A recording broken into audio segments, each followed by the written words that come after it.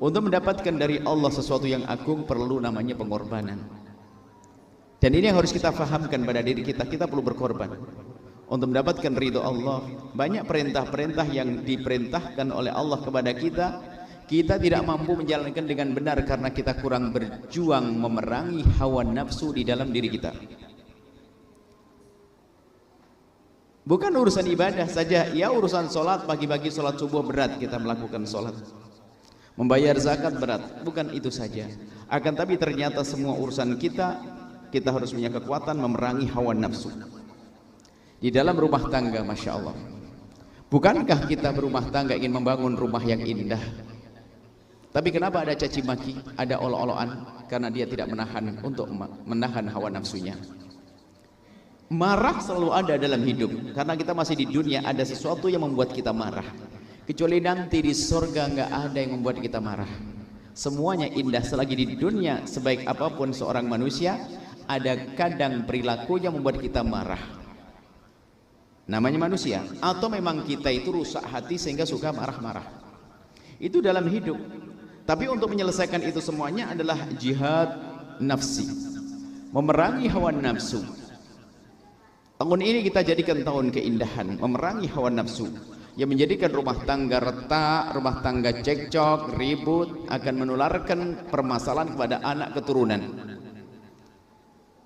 Tolonglah wahai para suami, istrimu adalah manusia, tentu ada kesalahannya. Akan tapi bukan berarti langsung kita melampiaskan amarah kita, emosi kita kepada istri. Wahai para istri, suamimu manusia biasa, tentu ada kesalahan. Jangan sampai suami adalah tempat melampiaskan amarah kita, sehingga ada sebuah rumah tangga yang terjadi dalam hidupnya ribut terus. Itu orang bodoh yang tidak memerangi hawa nafsunya. Padahal kalau kita bertahan sejenak, di saat pasangan kita memicu emosi kita, melakukan kesalahan yang membuat kita marah, kita tahan sejenak, kita tahan sejenak, kita tahan sejenak, akan hilang itu nanti. Emosi akan hilang, akan berubah menjadi kasih sayang. Maka ini yang harus kita fahamkan pada diri kita. Jangan dikit-dikit nuruti hawa nafsu, hawa nafsu. Termasuk hidup susah itu karena hawa nafsu. Hawa nafsu. Ini gara-gara, mohon maaf, ini hari ini kita guyonan juga, gara-gara mohon maaf, setiap pagi lihat di handphone untuk belanjaan melalui online itu lihat. Itu akhirnya lihat hidup jadi susah, gajinya nggak cukup-cukup. Kenapa? Harus belanja sesuatu yang tidak harus dibeli. Melihat barang-barang melalui handphone, sehingga yang di rumah tuh barang bagus menjadi seolah-olah jelek, tidak bisa bersyukur kepada Allah, sehingga nuruti hawa nafsunya, sehingga yang rusak rumah tangganya. Ekonomi jadi sempit seolah-olah, padahal tidak sempit. Yang bikin sempit adalah kita sendiri, yang menjadikan rumah tangga sempit, rezeki kita sendiri. Akan tapi di sana ada orang yang gajinya hanya ratusan ribu, akan tapi ternyata hidupnya enak. Karena apa? Membatasi dirinya untuk tidak mengikuti hawa nafsu, untuk belanja apa saja yang dilihat. Mohon maaf, Anda masih ingat hidup zaman dulu mungkin, yang mungkin seumurnya tidak terlalu jauh dengan umur kami. Bagaimana cara beli sarung? Sarung itu kalau robek dijahit loh ya. Baju dijahit, hari ini baju robek sedikit dibuang. Beli sarung, Masya Allah, sarung kalau 6 bulan naik ngepir itu. Makan Masya Allah dengan nasi putih, dengan telur dadar campur tepung dan sebagainya, sudah enak dan sebagainya. Hidup sangat sederhana, sangat mudah. Akan tapi hari ini gara-gara kita nonton kehidupan yang Masya Allah berfoya-foya, akhirnya kita ingin mengikuti gaya hidupnya orang. Apa yang terjadi? Kita seolah-olah merasa terpuruk. Padahal kita sudah punya, kita cukup.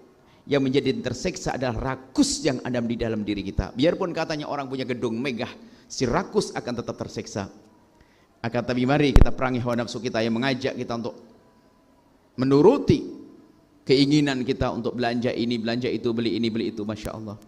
Kita tidak perlu kok gengsi harus makan nasi putih dengan kecap yang ditabur, dituangkan di atasnya sedikit, kemudian dengan sepotong tempe atau kerupuk dan seterusnya.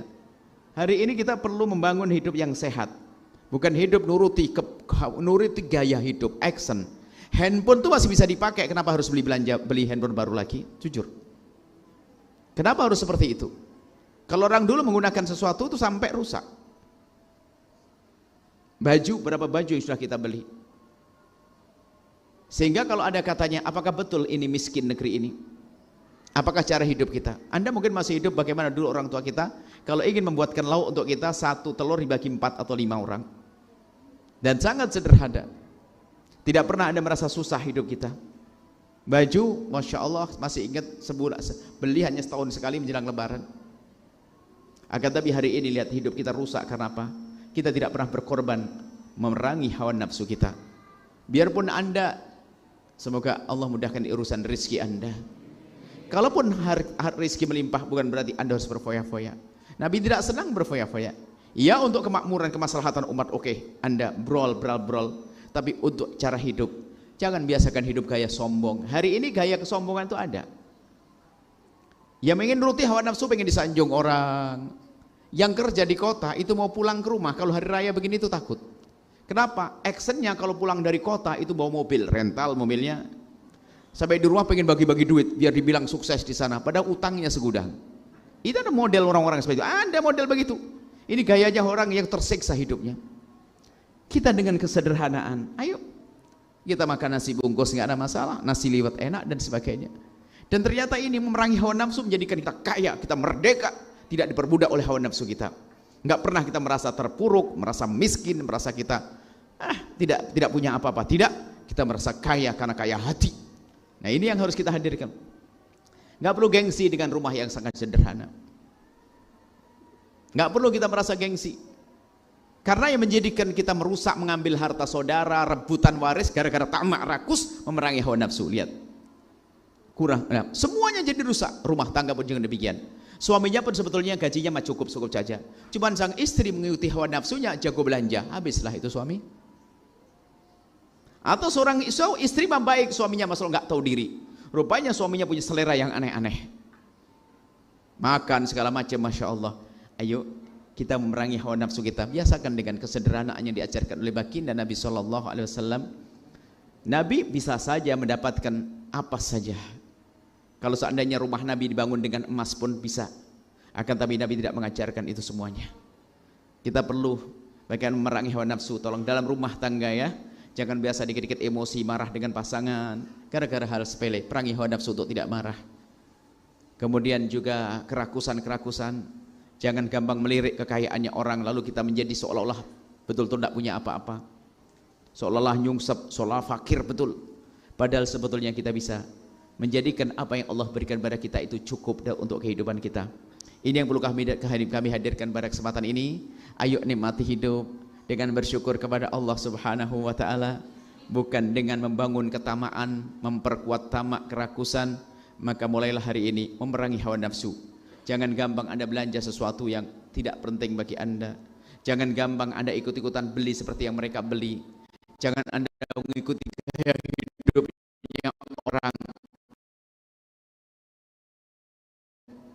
Orang beli ini, kita beli ini. Orang pakai sesuatu, kita ganti motor, ganti mobil seterusnya. Itu action orang tersiksa. Akan tapi subhanallah, kebahagiaan yang sesungguhnya adalah di dalam hati Anda sendiri. Biarpun katanya harta melimpah, belum tentu dia bahagia kalau hatinya kropos, tidak pernah bersyukur kepada Allah Subhanahu wa taala. Kita menemukan orang yang tampak kaya raya. Bahkan waktu kita membuka konsultasi, dulu kan ada. Kita buka konsultasi setiap hari Senin. Sehari penuh sampai saya capek dengan itu semuanya. Bahwa datang berbondong-bondong orang. Apakah orang fakir yang datang? Bukan. Mereka tahu orang kaya pakai mobil, punya problem semuanya. Jadi tidak jaminan kekayaan menjadikan mereka bahagia. Yang bikin bahagia adalah rasa syukurmu wahai istri kepada suamimu, rasa syukurmu wahai suami kepada istrimu. Hidup saat mudah berterima kasih kepada pasangan, bukan saling menghujat. Maka bersama ini kami tutup acara ini dengan membangun kebiasaan yang baik di rumah kita.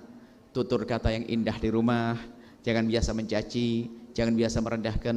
Kalaupun pasanganmu membuat kamu kesel, jangan tahan hati. Kita adalah berkorban memerangi hawa nafsu untuk tidak membalas itu semuanya dengan kasar, tidak ikut mencaci dan mengolok. Kemudian setelah itu jangan biasa marah-marah yang enggak jelas. Kemudian setelah itu bagaimana kita biasakan dengan kesederhanaan di rumah kita. Ayo, jangan gengsi ya. Kalau harus pergi ke pasar nawar, saya pandai nawar. Tapi kalau nawar jangan bikin tersiksa orang pasar. Nawar kok enggak beli-beli nih, ngaco. Akan tapi jago nawar, tapi mohon Kita pergi, tidak perlu harus ke pasar yang modern, pasar tradisional kadang lebih murah kok. Kami ingat kok di Cirebon ini bagaimana waktu saya senang rebung waktu itu. Cari rebung itu bambu yang bikin sayur.